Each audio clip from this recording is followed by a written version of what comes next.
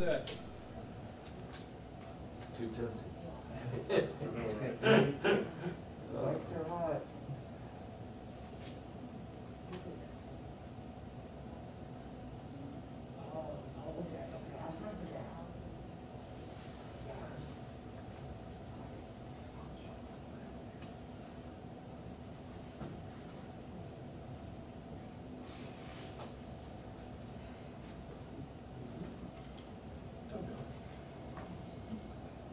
Supposed to start at 3. Is that when it's supposed to start?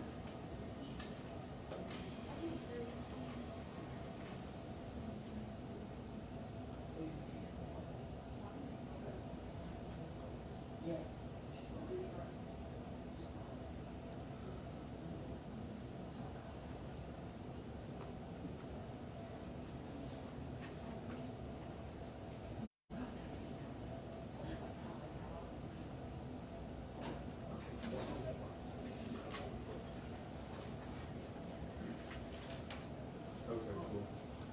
Also, you want to take a mic check from me?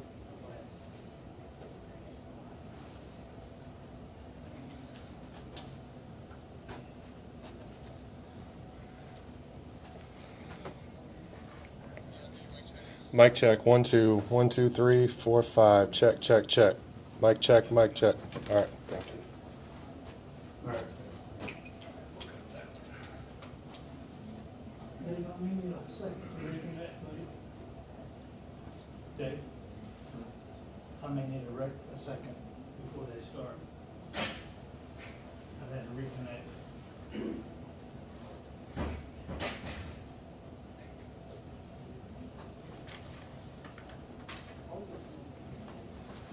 You got 3 minutes.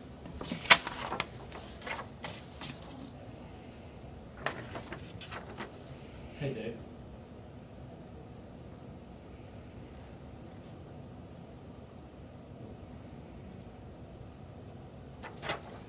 Hey, Dave. Can y'all give me a second to reconnect before we start? What's that? Can y'all give me a second to reconnect before we start? The press- What's a second? Like a minute or so? You got 3 minutes. My network time, I'm going to the wireless. Yeah. I got 3 minutes. Oh, so it's okay. Okay. Yeah, I was gonna see it. Oh, you do? Okay, give me a couple seconds. Okay, we just, Reconnect.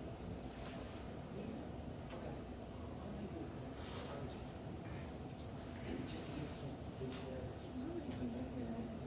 Yeah.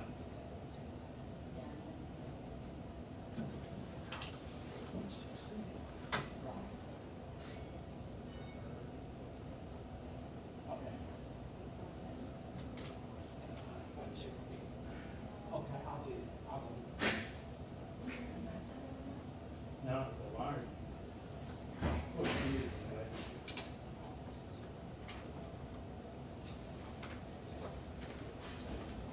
Hey, Danny, will you ask Laura just to make sure that the sheriff's office is rolling before they start talking? He just needs a couple more minutes. He's still down. Okay. But I'm rolling live right now, tell him.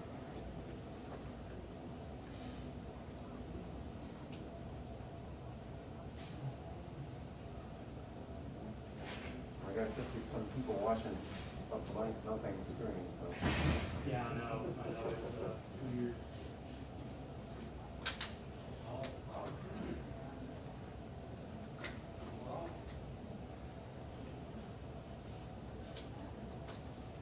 Hey, can you, I don't know if they already got you doing this, but can you roll on this? Because I don't have a card on me.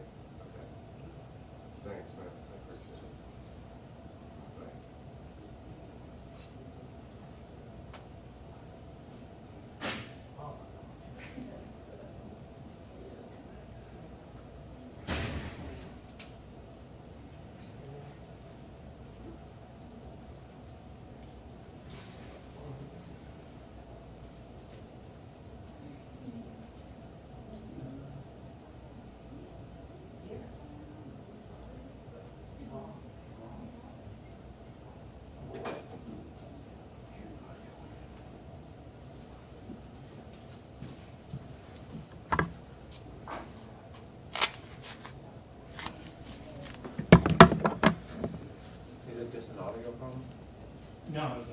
problem, reconnected, and see if I can get our back.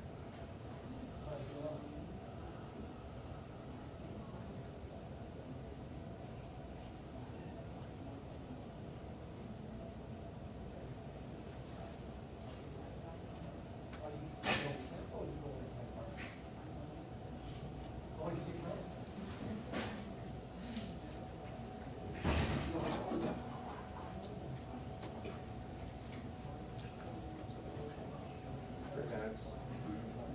3 minutes, guys. That's all I get.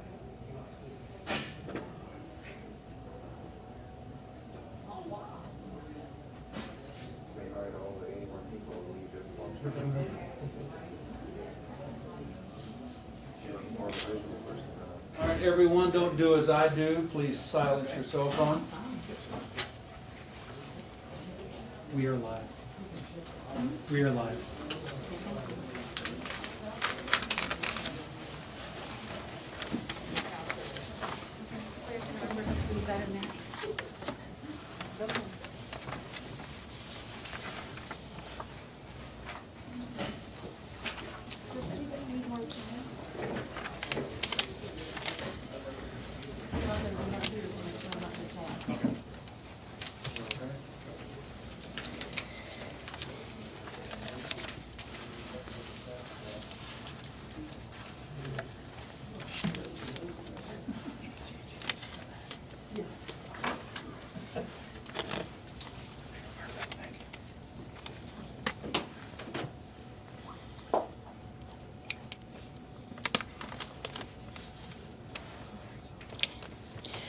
Good afternoon. I'm Janice Gilley, Escambia County Administrator, Escambia County, Florida. Today joining me is Vice Chairman and Commissioner Robert Bender, Escambia County Sheriff David Morgan, Florida Department of Health Administrator Marie Mott, Gulf Power President Marlene Santos, ECUA Executive Director Bruce Woody, and the City of Pensacola Public Information Officer Casey Lagarde. Operationally, as you know, we are still working to protect the life and safety of not only our public but also our first responders. We are continuing to make sure that they are not being fatigued. We do know they are running a lot of calls, helping you all, and so we are continuing to monitor that. We've also expanded our focus on maintaining and supporting recovery operations. There's a lot of work that's going on specific to infrastructure restoration. I've mentioned this every time, but our county employees and all of our partners that have been here every day, also our media partners, they are working 24/7 to support the community in the aftermath of Hurricane Sally. I have been out today and had the opportunity to see folks in action, and it's really incredible. Our state and federal partners continue to work closely with us to assist in the recovery. As we've mentioned to you all, we've had 10 teams out there. These teams are coordinated with FEMA, the Florida Department of Emergency Management, county and city staff, City of Pensacola. They are actually doing those joint damage assessments. Part of that damage assessment is related to how we get the major declaration from the president. So I want to be clear what that process looks like. These teams go out, they record the damage, they do it by address, and they're very specific. They take photographs, they take measurements, they do that assessment. Then once they do that assessment, it's considered a preliminary assessment, right, because we're trying to have them cover the entire county and both of our barrier islands. Once they've done those preliminary assessments, they are validating our need for federal assistance. Then once they've all worked through that process and they communicate that information is communicated through specific channels to the White House. The President of the United States has to sign this major declaration for us. That's how the process works. The President can also make the determination of the percentage at which our community is supported. Typically, in a FEMA response, you would see 75% would be the response. You have 12.5% is the state, 12.5% is the local governmental entity. So I want to be clear. This process, if you have people in red shirts and other people that are out doing those damage assessments, please let them do that assessment. It will determine our level of support that we get from the federal government and what the President signs. I want to make that really clear because people have been a little bit concerned about people in red shirts being in communities. They really are from the government, and they really are here to help us this time. We've mentioned how you would submit a flood claim, or as you are considering submitting flood claims, make sure that you take photos before, during, and after your cleaning. It's important to document. This protects you. Sometimes, as we know, these processes take a while, and the more documentation you have on the front side, the better it's going to be for you as you go throughout this long process. Make a list during the cleaning process of the things that you've lost, the things that you had. Any documentation that you have pre-storm is also helpful in this process. Also call your insurance agent. All 7 of our pod locations did open again between 8 and 8:30 this morning. We have had over 25,000 vehicles that have gone through these pods in the past 2 days. Again, we've asked for patience. I did actually visit a pod, and I saw a lot of patience, and I think people had grown accustomed to how the process worked. We would like to continue to thank Mercy Chef, Salvation Army, Catholic Charities, and the American Red Cross. We've had over 30,000 meals that have been served in our community. Those are the hot meals. That was of the previous 2 days, so we will have another number of meals that were served today for you all. We have had 6 truckloads of tarps delivered, and as I've mentioned before, there are organizations that are here to help you. They're here to help you with debris cleanup. They're here to help you with mucking, tarp installations, and also mold remediation. Those of you that live here, you know that's fixing to be a really important task that you may need help with. So one organization is Crisis Cleanup. That number is 800-451-1954 for their support. And then we have the Florida Baptist Relief, Florida Baptist Disaster Relief. They also help with those same initiatives. It's 904-253-9924. We've mentioned to you before that we are working to get the debris removal starting tomorrow. No, today's Monday. Wednesday, September 23rd. And that is specific, that debris is obviously something that everyone is bringing to the street. We do have some graphics for you so that you know exactly what you can put and where you can put it. So I hope that will help you as you continue with that cleanup. The county is divided, as I mentioned yesterday, the county into 3 zones, and our expectation with these companies is that those 3 zones will make this a much quicker cleanup than most of us experienced during Ivan. If you have bagged your yard debris, I'm going to ask you, please do not bag your yard debris. They cannot pick up that. The FEMA is very specific about the fact that they need to know what's in that bag. So if you bagged your yard debris and it's on the street, you're gonna have to put it with the debris out of the plastic bag. Also, please do not put household garbage in a plastic bag out by the street either. That's also going to be confusing. As we've mentioned before, we have 64 traffic signals, and we have 260 that are back up and running. There are 8 are on flashers, and we only have 1 that's non-operational. In terms of county infrastructure, we have continued to do the private structural assessments. We're at over 1,200 of those assessments. We have opened 600 roads since midday on Wednesday. From a county operations standpoint, the central office complex building is open for permits. I was there today and visited our folks, and they seem to be doing well. We do have an issue with the phone lines, but if you go there, there are people there to help you with permits. Starting Tuesday, September 22nd, county building services will be available at the Santa Rosa Island Authority building from 8:30 to 3:30 p.m. daily. That will help the folks on Pensacola Beach be able to get their permits and other questions answered relating to building services. ECAT. We've got a lot of questions about ECAT. And so I would like to give you some answers, but we will have to push more information out to you. ECAT will have a modified route, and we only have 5 routes that are having to be suspended.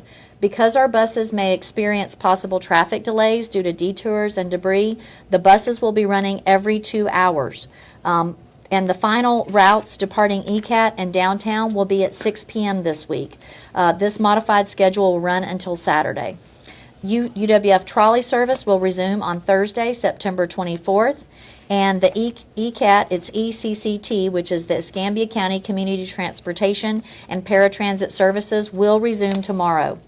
We want to make sure that we're there to help those that need us from the paratransit and transportation disadvantage perspective. Libraries are currently not operating due to significant damage. We will let you know as soon as those libraries are able to be reopened. One of the things that we were dealing with prior to the hurricane was what we called our CARES funding. CARES is the program that, as we all know, was related to COVID. We did suspend that opportunity for that Family Cares last Friday and Saturday. We are still intending, starting this Friday, to provide the Family Assistance Grant. And that information is that you have to be a resident of Escambia County, you have to be impacted by COVID, and you have to be over the age of 18, and your income has to be less than $45,000 annually. And all of that information on how to access that grant is available online. We also have locations throughout the county where you can go and actually fill out an application in hard paper if you are out of service, internet, or electricity. The other thing I want to mention, I've mentioned this to you many times before, but the census. This is a perfect example of why the census matters. The census is a count, every 10 years that helps the federal government know how many of us are here and how we can get help and assistance for particularly something like this. There are also things that it helps us with throughout the year, each year, and that's like transportation, our ECAT, and our other services that we rely on. So please go and fill out the census. Those of you that have gotten electricity back, if you have an internet or if you have a smartphone, go to the census and complete the census. The deadline is next week. Our goal was 80% for Escambia County and the city of Pensacola. We're currently at about 64%, so we would like to see more folks fill that out. And then at this time, I'd like to introduce Commissioner Robert Bender. Good afternoon, everyone. A little bit about today. I met with Gulf Breeze officials at the Bob Sykes Bridge along with our bridge engineer and our engineer of the project. We inspected both spans of the bridge. After inspection, I drove across the bridge. And so we have not seen any new damage since the initial inspection on Friday. And so we still feel confident in our assessment of allowing traffic to traverse the bridge and our plan to allow for heavy vehicles. The District 4 neighborhood cleanup for the North Point area that had been scheduled for last week will still take place this Wednesday as rescheduled, and we made that announcement last week. We will only be accepting appliances and hazardous materials, and those hazardous materials are outlined on the information card, and we'll put more information out on our website. I also want to let you know, as the national media has moved on to Beta. They're no longer in our area. The power has come on. Some of these people that are responding and helping us in the storm may be packing up, just as we're starting to pack up our assistance. But I want to let everyone know that your county government and our locals are still here to help. We aren't going anywhere. We know that this is a long process before we have fully recovered, especially with the damage to our infrastructure. And so we are working on that. I was on the phone with Senator Broxson today, along with our partners that work with FDOT on making sure that we try to make the delay for the detour on Garcon Point, make it work as best as possible. And I know that they are consulting with FHP about how to do that. When I went out to the bridge this morning, it was delayed in both directions. When I came back around 3 o'clock, there was very little delay. But I'd say if there's any way to avoid that area, so for those that are closer to Navarre, maybe you go ahead and take 87 and not congest this area even more. But really want to reiterate that your local government, the city of Pensacola, the city of Gulf Breeze, Santa Rosa County Commissioners are here for you. My aide actually spent this morning driving through the Ferry Pass area, handing out tarps to those that seemed like they needed it. We still have tarps available at the Ferry Pass Fire Station, and we will continue to assist any way we can. If you need any help, even if you're not in District 4, our office is available, and we can get that help to you. Now I'd like to introduce Escambia County Sheriff David Morgan. Well, good afternoon, everyone. I'm Sheriff David Morgan. A couple of things want to, just let the public know. Everybody kind of settle down. We're getting power just about everywhere. And what I want to tell you and prepare you for is, now becomes the long march. As Commissioner Bender just told you, we're going to be weeks or months fully recovering from this. Those of you who are not new to our community may remember Hurricane Ivan. I don't want to paint too grim a picture for everyone because I think we're up and on our feet a lot quicker this time. But it was years that we still had blue tarps on everyone's homes. And so there's never a quick recovery from this. The reason why I'm telling you that is this morning we got in the vehicles and went out and paid a visit out to Perdido Key, Inter Point, went over to Bristol Park. And I'm not recommending you go there, by the way. Again, we still have traffic issues and we're trying to get the associated services out there to restore these communities. But that's pretty much total devastation for those folks. Their homes are gutted. When you drive down the street, everything from the interior of the homes is out on the street. To include drywall that they're cutting out to, try to mitigate the water creep so when they do start to rebuild their homes, it won't be as devastating as it could be.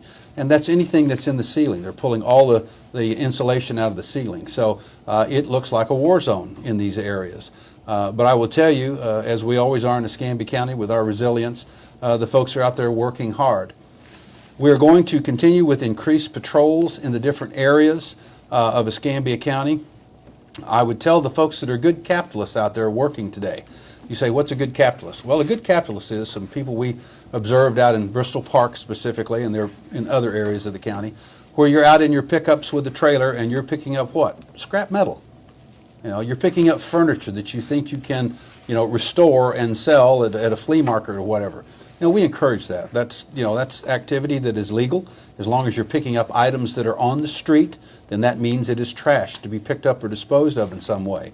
But I would tell you, don't be out there after dark, because now you're going to be considered and stopped and probably accused of being a looter until we can verify where you got the items that are on your truck or in your trailer. So use a little common sense while you're out there. We can work, again, through this process together. So for those of you, again, who are planning on, bringing mayhem to my community, you're going to have a real surprise coming.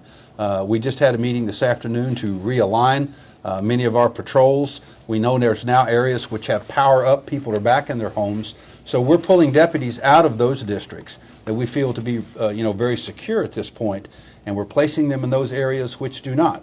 And there still are some areas in Escambia County without power. So again, I caution everyone that lives in those areas, again, make sure that you have a flashlight on you, make sure that you're well lit, that you can identify yourself to somebody, especially a law enforcement officer. But I will tell you, we're not sneaking up on people. We roll up in a patrol cruiser, you'll know who we are immediately, and don't startle officers because they're out there, again, looking for those who don't have our best interest at heart. So again, work with the Escambia County services other than the sheriff's office, obviously. And folks, we're marching forward here. Huge things are overcome. People are being fed. We're getting power turned on. It's nice to have a hot shower. I got power yesterday afternoon about 6 p.m. We got power in my house. So, this has affected the high and the low in Escambia County. And that's why as a community we need to pull together. And now I'll introduce Florida Department of Health, Escambia County Director Marie Mott. Thank you, Sheriff Morgan. Marie Mott, Administrator, Florida Department of Health in Escambia County. The county health departments resumed client services this morning. If you're needing client services at the health department, please look at escambiahealth.com for locations and hours of services. If you missed an appointment during the closure period or need to schedule an appointment, please call our appointment line at 850-595-6554. That's 850-595-6554. I am told that People's Water Service has lifted their boil water notice this afternoon, and that information can be found on the Twitter handle at BeReadyEscambia.com or BeReadyEscambia on Twitter. I'm also told that ECUA hopes to have an update to their boil water services later today, but until that time, the bulk of the county remains under a boil water notice. Please continue to take precautions against waterborne illnesses. Boil, bleach, or bottle are the three things to remember. You want to bring your water to a rapid boil for at least 1 minute, or add 8 drops of regular household bleach per gallon of water, or use a safe supply of bottled water. If you have a private well, please continue to take these precautions until you can get your water checked. If you need information on how to get your well water tested, please call our Environmental Health Office at 850-595-6700. That's 850-595-6700. Please stay away from animals that are not yours and keep your animals vaccinated. We're seeing reports of animal bites and scratches, and that can be dangerous and life-threatening. If you have been bitten or scratched by an animal, or have you been injured while working in any way, or have been exposed to floodwaters, please seek medical attention and consider what vaccinations you might need. The County Health Department has vaccinations available for tetanus and hepatitis B, and you can call our appointment line 595-6554 to schedule an appointment for those. We also have vaccinations for hepatitis A. Those are available at a walk-in basis during business hours.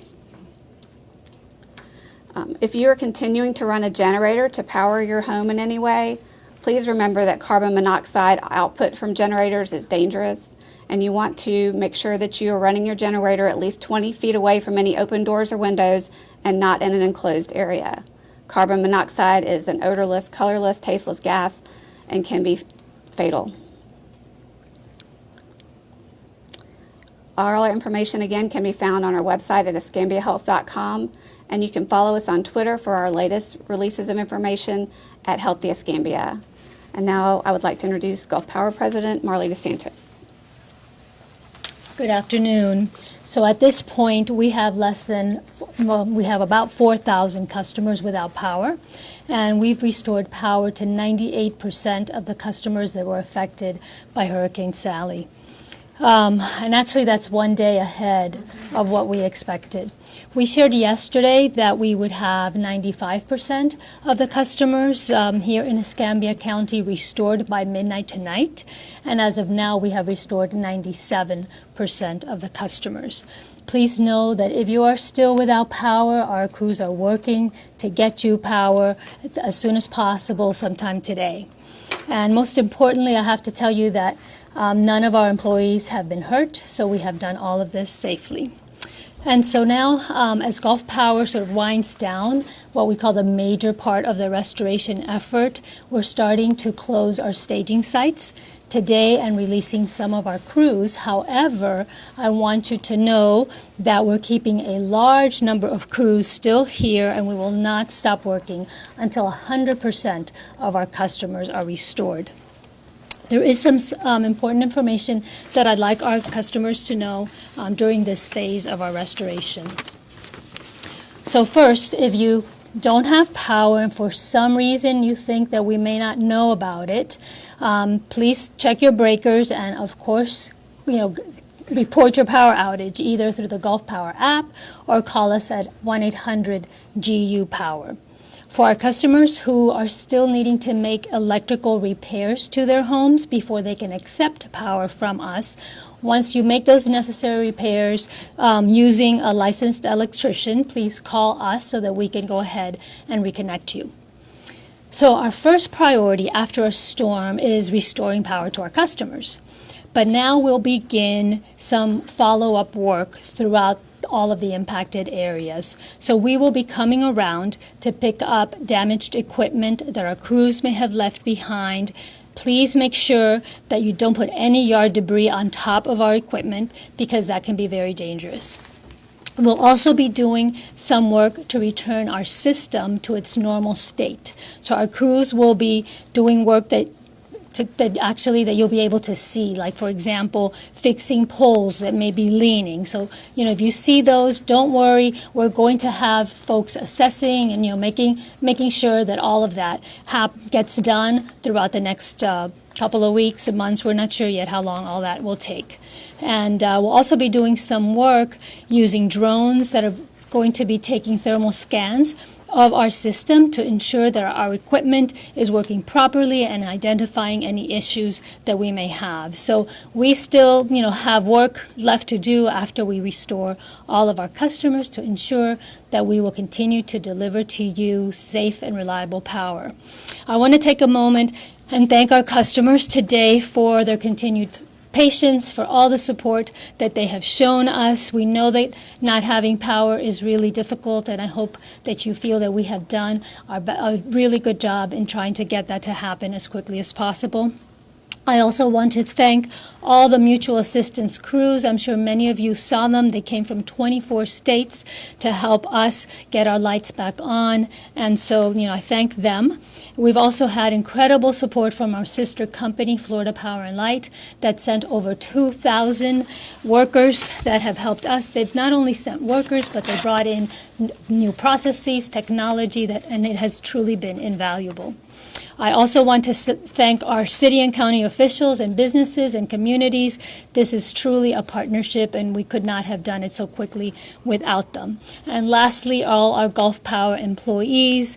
They have had to leave their homes that have had damage. They haven't had power themselves, and they've been working 24/7 to help this community return to normalcy. So thank you to them too. So thank you all, and hopefully this will be our last report out, because we should be finished this evening. Thank you.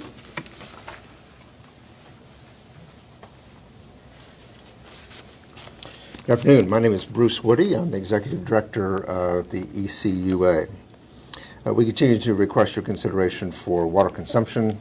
Although there is ample water and pressure throughout the system, that ultimately that water makes it back to our wastewater collection system as well. We still have several pump stations that are on generator power, and the collection system is still working at capacity. So any assistance you can have and continue to provide us over the next few days provides us some assistance and a little bit of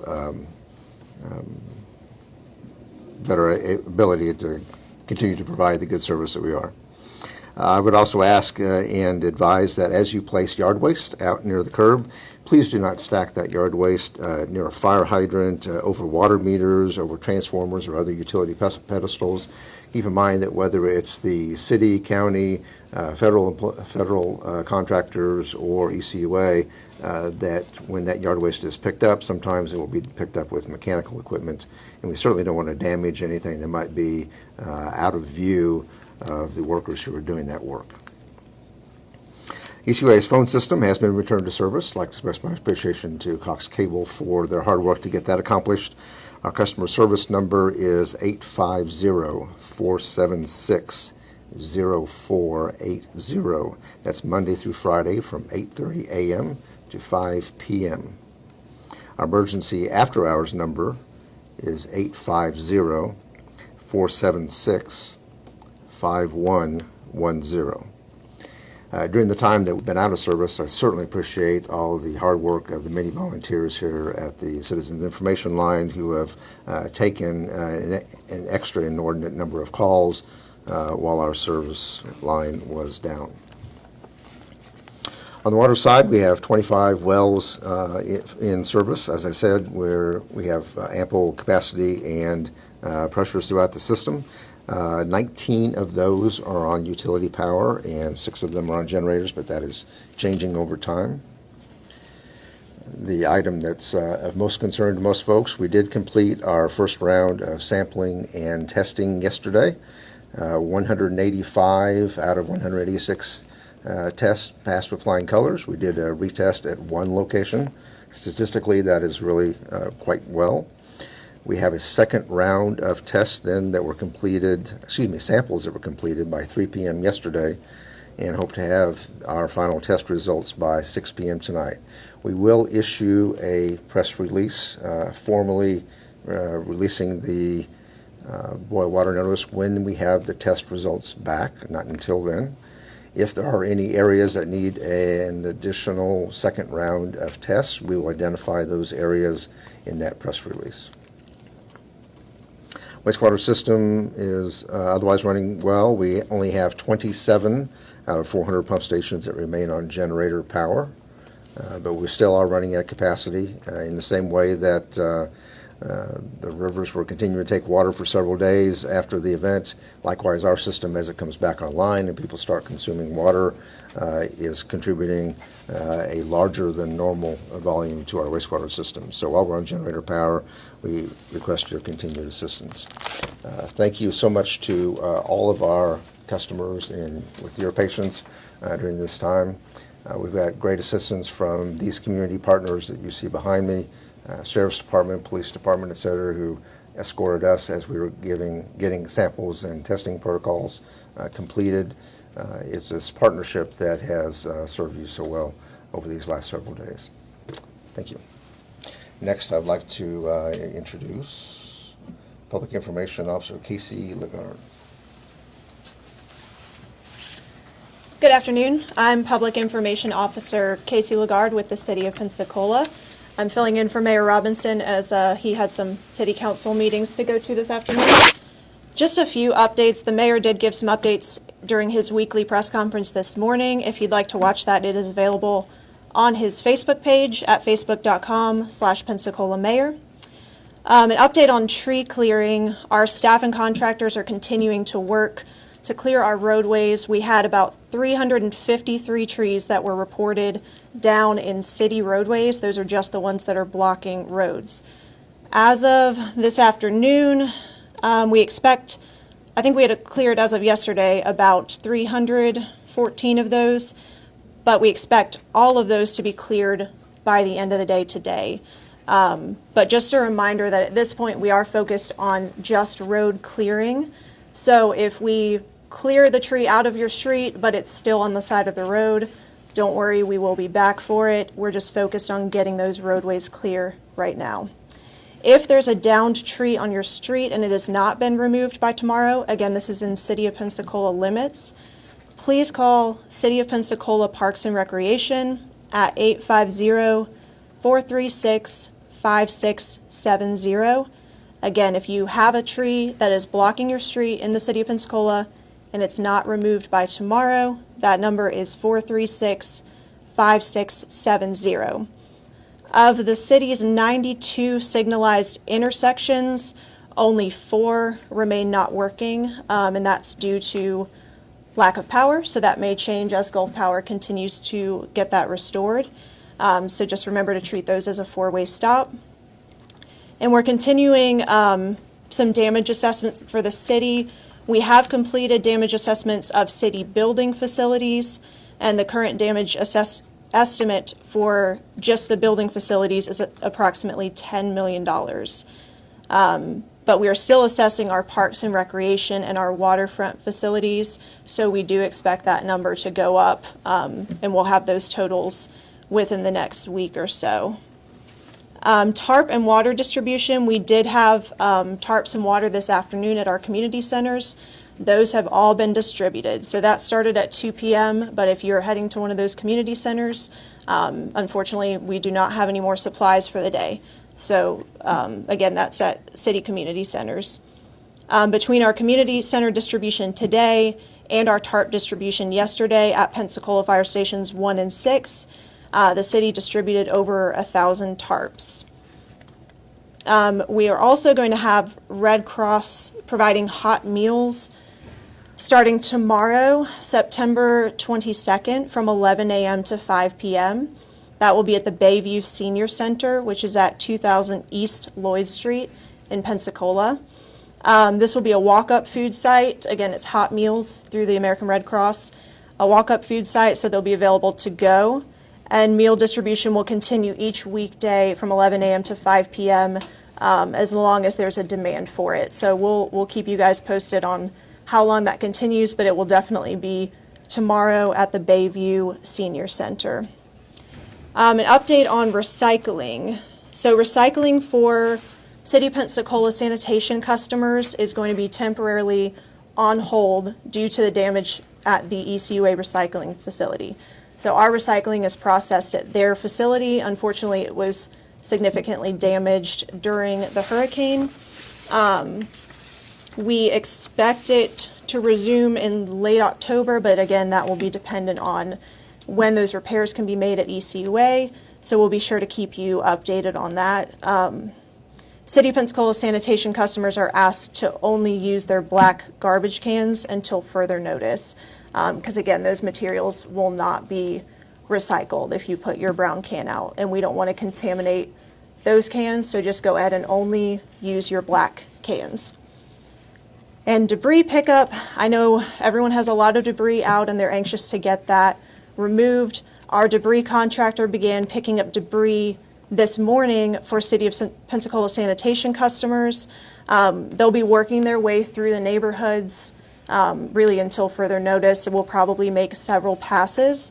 We are working with a contractor to finalize the pickup schedule, and we'll release that information as soon as we have it. So right now we don't know specifically, or we don't have it in a releasable format, which areas they're going to, but I can tell you that they started servicing city neighborhoods as of this morning.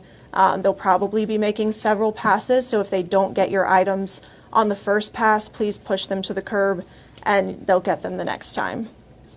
And then for more information about how to sort your debris, please visit cityofpensacola.com, or we have that information on our Facebook page. Also, we did have a mayor's neighborhood cleanup scheduled for this Saturday, September 26th. We have rescheduled that since it would interfere with our debris pickup schedule.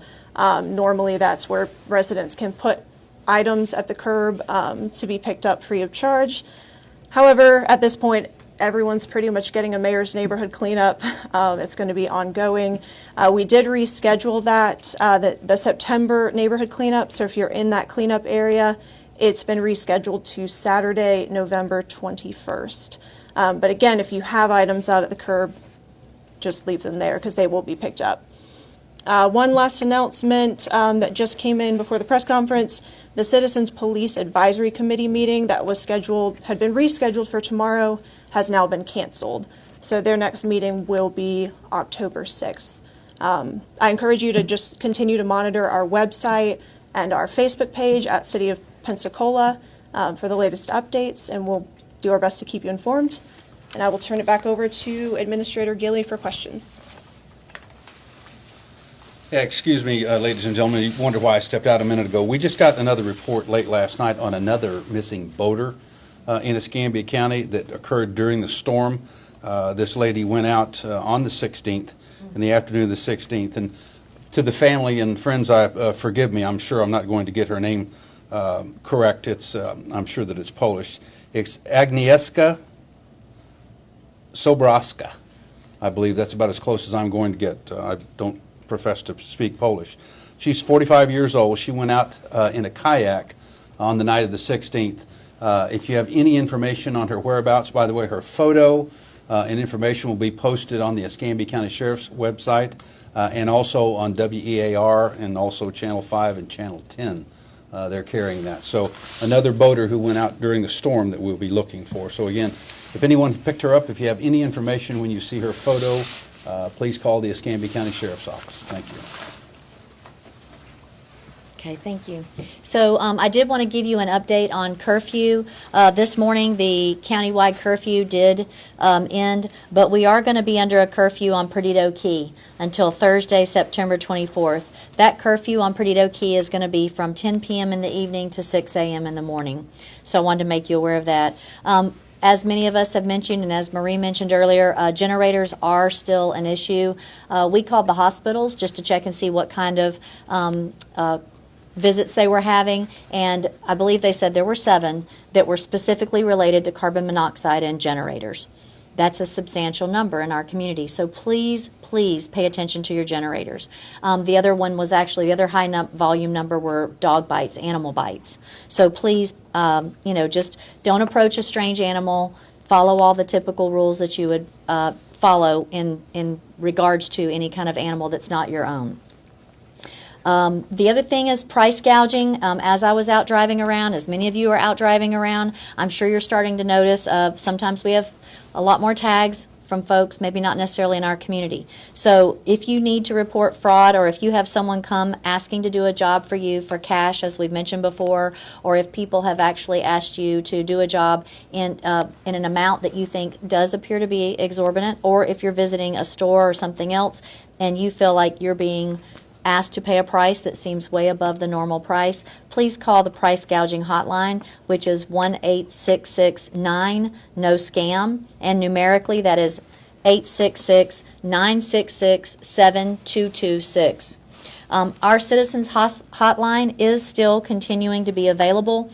That number is 850-471-6600. We still have a lot of staff that are monitoring those calls, and we appreciate getting those calls because that gives us a temperature of what's going on in the community so that we can help and divert responses and recovery for those particular responses.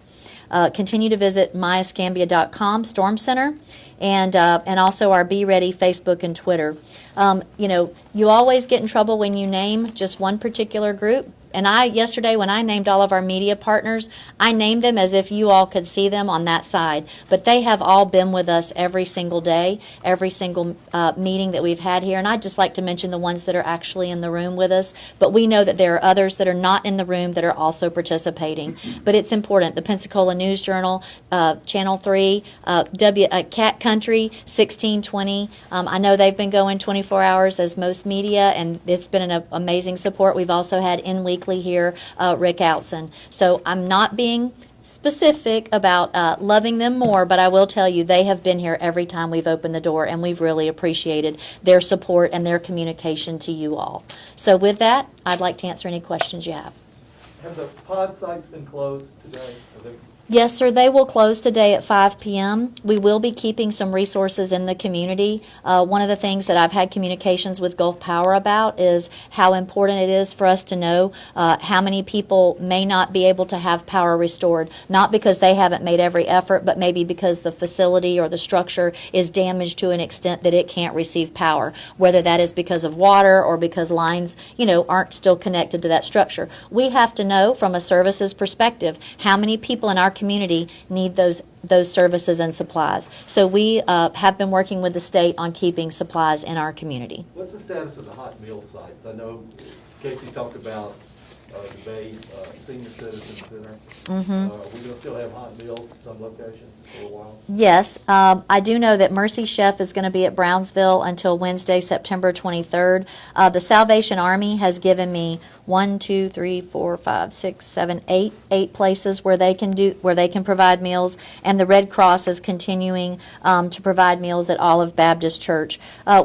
I believe that we have this information available to you all, but we are still seeing hot meals. And that's another reason why we need to know about how many people in our community need these services, because the NGOs are here to help, but they need to help. They need to know how many people they need to help. Right. So that's why it's really important. So will it be similar as long as there's a need for food? There'll be hot meals? Yes, a demonstrated need is very important. Right. So that's why we have to know how many people may go a certain amount of time without, the typical services that you need, like water, power, those kind of things, those utilities. Anyone else? Do you have any insight as to on the FEMA major declaration, the 3 Alabama counties? President Trump signed those last night. I think some people may be wondering why it hasn't been signed here yet. So our understanding is that the team has to provide all of the damage assessment up the proper channels, and then once they get that information to them. So like I said earlier, they are doing the preliminary assessments, and then once that information is validated, then it goes through those proper channels. And as I mentioned yesterday, we have already had a contact asking for a permanent office. I think is a very good sign from the federal government that they're going to be here for a long time with us.